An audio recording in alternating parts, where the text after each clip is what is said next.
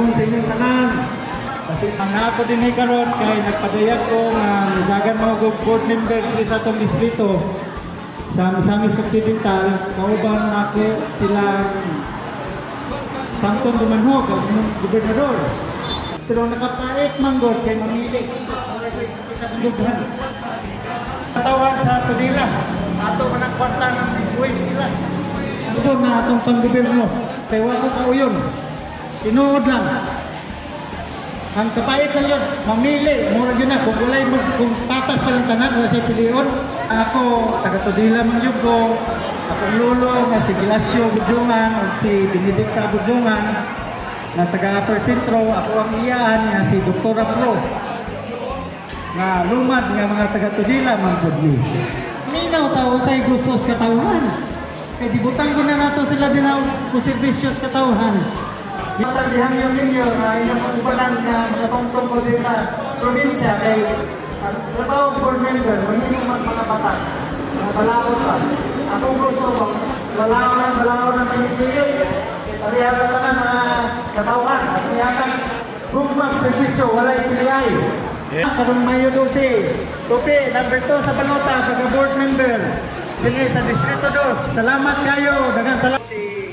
Mga kaigsuunan, alang sa maayong pagdumala sa probinsya sa Misamis Occidental, alang sa limpyo nga paggobyerno ug walay korupsyon, paghatag og serbisyong tinud-anay ug walay kuluray. Atong butuhan, pagka-gobernador, numero 1, Samson Dumanhog. Pagka-vice-gobernador, numero 2, Ruel Iyap. Pagka-board members, numero 1, Nilu Araco. Numero 2, Tupe Budungan. Numero 9, Rocky Medina. Numero 10, Robert Taclob. O pagka-congressman sa ikaduhang distrito, numero 1, Rodi Luna. Daghan nga katawan, ato niya matabangan. Tuktok na ko yung mga kasing-kasing, mga dunggan, mga mata. Nga inaw punta, nga katuning maguhon niya ito ang panggobyerno dili sa itong Misamis Occidental. Nga tanan gasto sa mga dipanghatag. Kwarta manas katawan, di mo na ilang kwarta. Ano magbuhon man sila? Sa neta ng mga bata, kaya punta nila. Imbes sila may mga servisyo sa katawan, balikan na nung karon, nagkatawan na yung servisyo nila. Nang diya itong kaumaon, sila rin nangayahay. Unang ako, ibadog yung ko din karon nga ato na ng baguhon. Bugman, servisyo sa katawan ng sikahatan nga patas pa. Walay pilik-pilik. Luoy. Ano kay katungod na naman? Yun lang din, wala akong masagan o importansya nga karong mabot ng eleksyon na inyong piliyon ng sakto na yan. Hindi lang.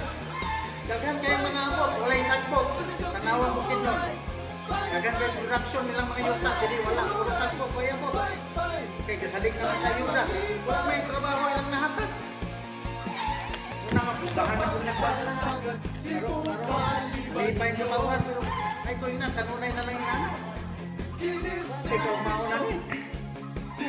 Importante yung kayo nga ang inyong buto, dili yung atong balit suporta kayo. Ako mahatag, kung marag yun yung servisyo. Salamat.